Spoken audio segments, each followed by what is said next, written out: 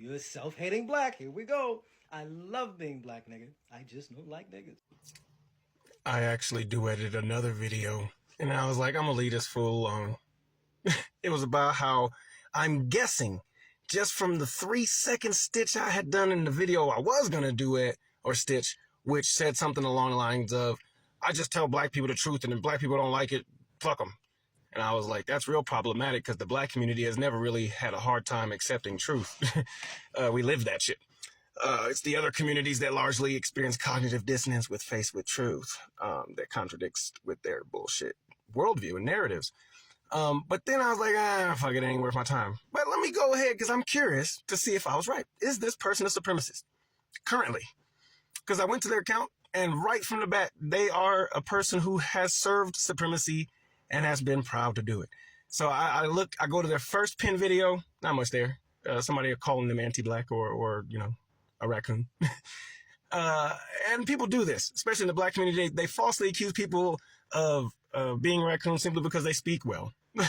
And a myriad of other reasons that does not make someone a raccoon.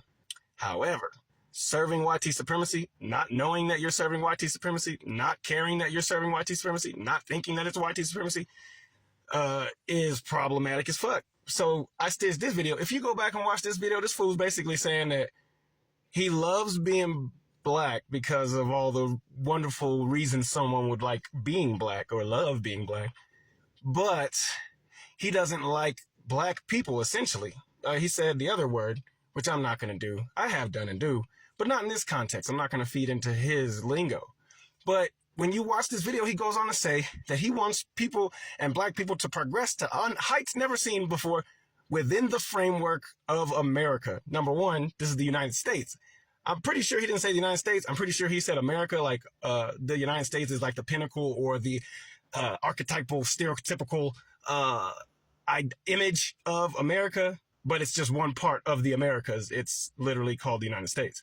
So it's just, and then he goes on to say if they don't like it, they can leave. If anybody doesn't like that, they can get the fuck out. They'll pack them some tickets. Y'all been saying that for years. I ain't provided no goddamn tickets, no passports, nothing. Number one. But number two, y'all don't own this fucking place. So you buy into the YT supremacy rhetoric that y'all own this fucking place and you don't. So you're bro, I might make a little case study out of you because, and then he goes on to say that he has a lot of support, not really on TikTok, but offline. Can anyone guess where his support's primarily coming from? Can anyone guess? I'm just going to guess. I might be wrong. I did a lot of this in the other video, which is why I didn't post it. Guessing, assuming that his offline support largely comes from a certain demographic. Just going to say. And of course, within the frame of reference, for largely moving forward, we're seeing that people have lost touch with the idea that this way of life is not the objective standard for reality, socioeconomic systems, living on a planet, living in societies, living in civilization. But they talk about it as if it is. His future framework, the future he has in his mind, only includes the United States government doing what it does, people doing what they do, and like he said, within the framework of the America or whatever fuck, but within the framework of supremacy is essentially what they're talking about. So you want, and I agree, no people should be unaliving each other. We can agree on that one. So I don't think black people should be unaliving each other.